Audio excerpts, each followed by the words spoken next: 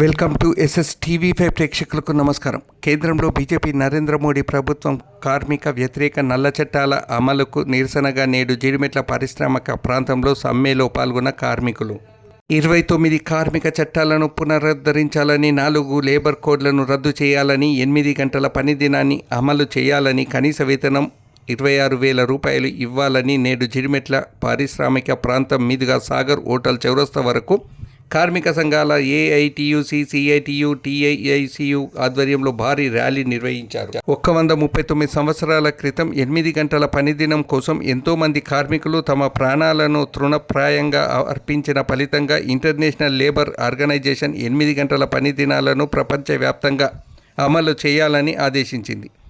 కాగా పౌరాడింది సాధించుకున్న హక్కులను కాలరాసేందుకు కేంద్రంలో ఉన్న బీజేపీ నరేంద్ర మోడీ ప్రభుత్వం కార్మికులకు ఎంతో కొంత మెరుగ్గా ఉన్న 29 కార్మిక చట్టాలను కుదించి వాటి స్థానంలో 4 లేబర్ కోడ్లు తీసుకొచ్చిందన్నారు. ఈ 4 లేబర్ కోడ్ల అమలు ఆయా రాష్ట్రానికి వదిలి గెజిటెడ్ విడుదల చేసింది.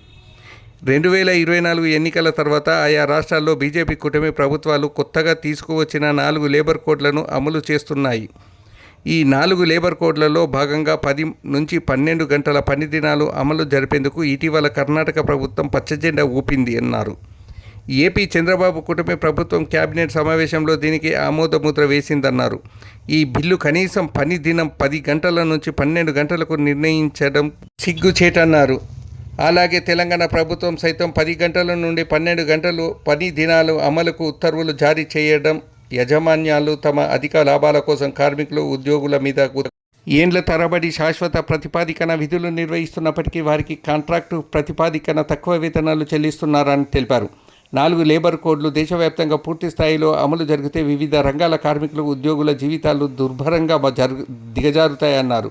కార్మికుల, ఉద్యోగుల జీవితాలను కార్పొరేట్ సంస్థల అధిక లాభాల కోసం దేశ ప్రజల భవిష్యత్తుని కార్పొరేట్లకు తాకట్టు పెట్టే ఫాసిస్టు పాలనకు వ్యతిరేకంగా నేడు దేశవ్యాప్త సమ్మెలో అధిక సంఖ్యలో కార్మికులు పాల్గొన్నారని తెలిపారు.